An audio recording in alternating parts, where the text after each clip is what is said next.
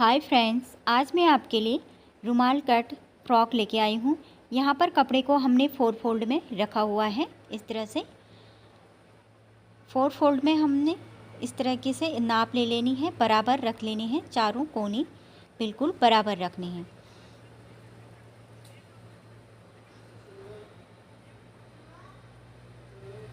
तो इस तरीके से बराबर रखते हुए हमने यहाँ पर अपनी कमर के हिसाब से कट लगाना है। जितना भी हमें चाहिए उस हिसाब से हमने यहाँ पर 5 इंच रखा हुआ है, तो ये 4 फोल्ड में है। और यहाँ पर इसको हमने राउंड शेप दे दिया। राउंड शेप देने के बाद राउंड शेप में ही हमने इसे कट कर लेना है। तो कट करने के बाद जो हमने 4 कोने हैं इस तरह से बराबर हमने कट कर लेने हैं।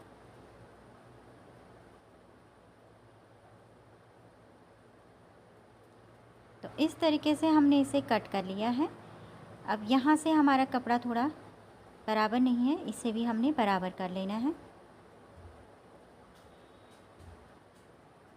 तो ये हो गया हमारा रुमाल कट फ्रॉक। तो ये नीचे का हमारा, ये देखिए इस तरीके से हम इसे खोलेंगे तो ये किसका शेप कुछ इस तरीके का आएगा। तो इस तरीके से ये हमारा रुमाल कट फ्रॉक का नीचे का घेर हो गया। अब ऊपर का हम टॉप पार्ट कट करेंगे। टॉप पार्ट कट करने के लिए हमने कपड़े को इस तरीके से खोल के डबल फोल्ड कर लेंगे। इस तरीके से हम इसे जितना भी हमें चाहिए उसी हिसाब से हमने फोल्ड कर लेना है।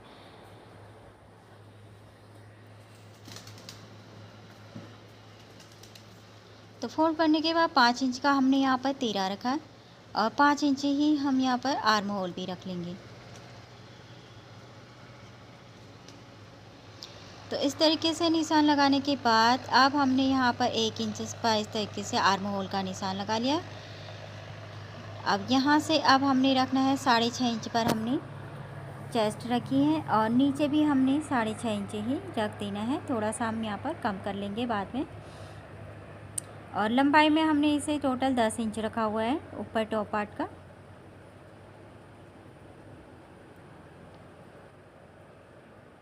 तो देखिए इस तरीके से हमने लाइनों को आपस में मिला के कट कर लेना है।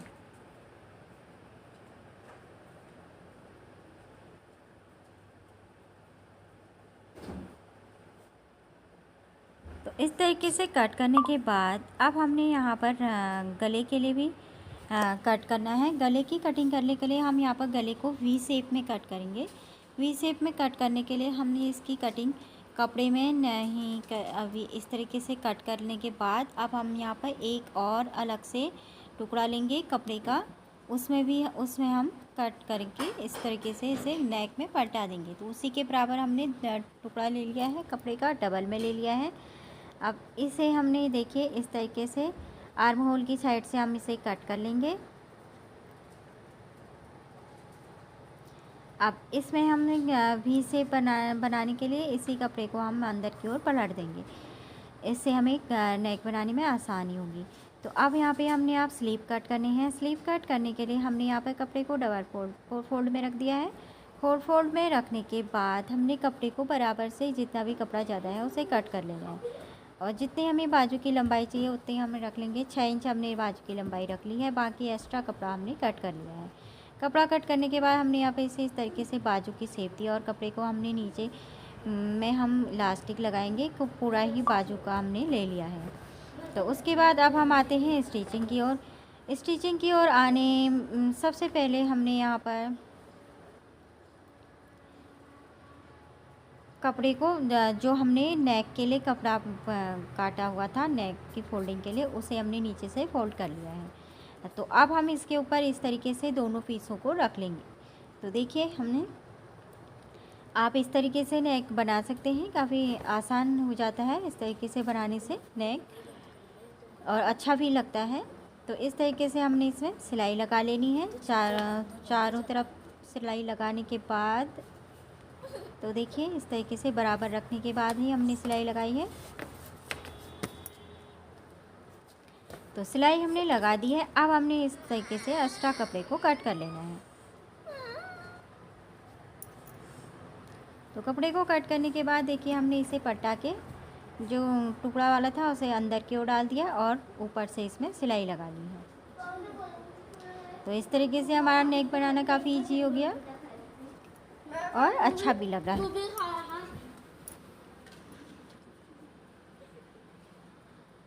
तो नेक हमारा बन के रेडी हो गया। अब यहाँ से हमारे जो शोल्डर में खुली साइड थी उसे भी हमने बंद कर लेना है। यहाँ पे हमने पहले से शोल्डर सिल के भी हम कर सकते थे, आप चाहें तो ऐसा कर सकते हैं। तो ऊपर का टॉप पार्ट देखिए हमने नेक बिल्कुल एकदम से जल्दी से रेडी कर लिया इस तरीके से। तो अब हमने यहाँ पर स्लीव को जॉइंट करना है।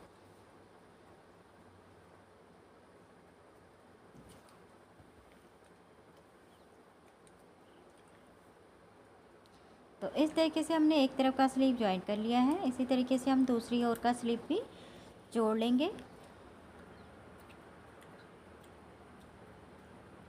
तो स्लीव जॉइंट करने के बाद देखिए हमने स्लीव में नीचे की ओर इलास्टिक लगाई है और सिलाई लगा ली है। तो सिलाई लगाने के बाद हमने फिर इस तरीके से देखिए फिटिंग की सिलाई भी लगा ली है। साइड से दोनों ओर से हमने फिटिंग की सिलाई लगा ली है। फिटिंग की सिलाई लगाने के बाद अब हमने इसमें नीचे के घेरे को जोड़ लेना है। तो नीचे के घेरे का जो पार्ट है उसे हमने सीधा करना है। सीधा करने के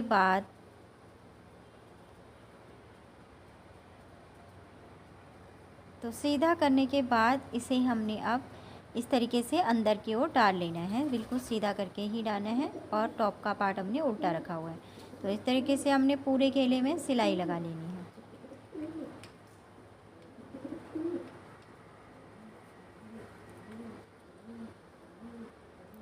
तो पूरे घेरे में हमने सिलाई लगा ली है। तो अब हम इसे पलटा लेंगे। पलटाने के बाद इसका लुक कुछ इस तरह का आएगा। अब एक सिलाई हमने घेरे में जो अंदर से लगाई थी, बाहर से भी उसमें हमने सिलाई लगा लेनी है ताकि ये पक्का हो जाए।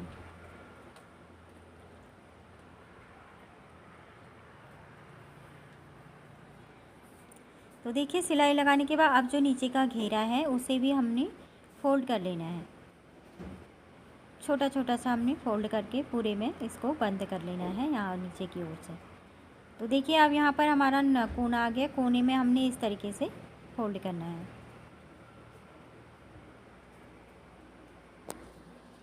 तो इसी तरीके से हमने पूरे घेरे में सिलाई लगा लेनी है।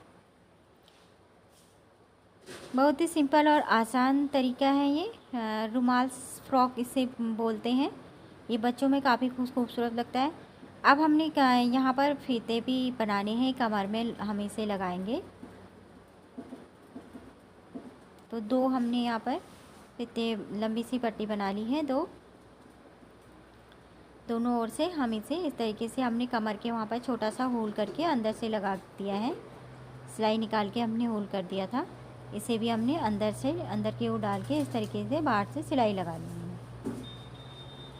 तो सिलाई लगाने के बाद हमारे दोनों तरफ फीते लग चुके हैं। अब हमने यहाँ पे इस तरीके से एक लटकन सा बनाना है।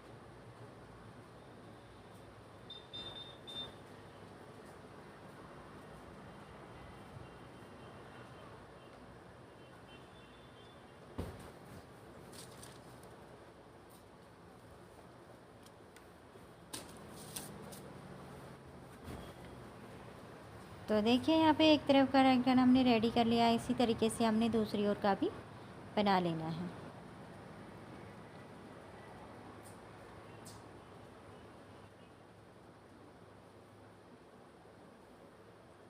तो देखिए दूसरी ओर का भी हमारा लगभग पूरा बन चुका है। तो इसके बाद हमारा फ्रॉक बन के पूरा रेडी हो जाएगा। तो फिर अब आपको हम फाइनल लुक दिखाएंगे। तो वीडियो पसंद आएगी तो वीडियो को लाइक शेयर सब्सक्राइब ज़रूर करेंगे। धन्यवाद।